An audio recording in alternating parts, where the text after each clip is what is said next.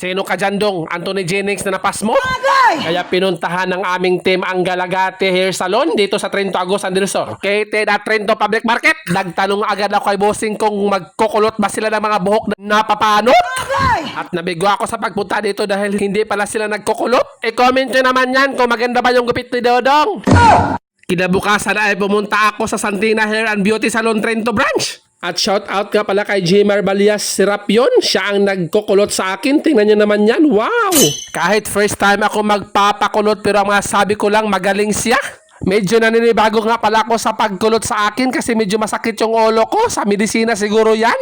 Matapos ang almost 3 hours na paghihintay, ayan na, tinanggalan niya yung mga chubalo ek-ek. Tingnan nyo naman yan, para mga noodles na yung aking buhok. Wow! Kinakapoy na kasi ako sa napapalot kong buhok, kaya ito na lang magpapakulot. Tinawanan ako ng asawa ko, ano daw nangyari sa akin para akong gipok daw. Yan pala ang feeling kapag nililiguan ka ng ibang tao. Grabe yan. Sige nga, hilot-hilotin mo nga yung aking panots. At moment of truth na mga day, makita nyo talaga si Dodong for the first time. Nakulot na talaga yung buhok niya. Kulot na kulot pero parang gipok daw. Expectation versus reality talaga. Anong nangyari kay Anthony Jennings? Imbis na incognito, naging engkanto. Wah!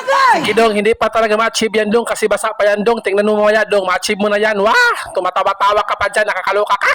Tingin nyo mga Dong mga day, bumagay ba sa akin o mas bagay sa akin kung nagpakalbo na lang ako? O yan mga Dong mga day, tapos na yan mga Dong mga day, o konting kimbot na lang yun, patawa-tawa na at yan o, nagsanggas na si Dodong para hindi maklaro yung kanyang budlat na matawa.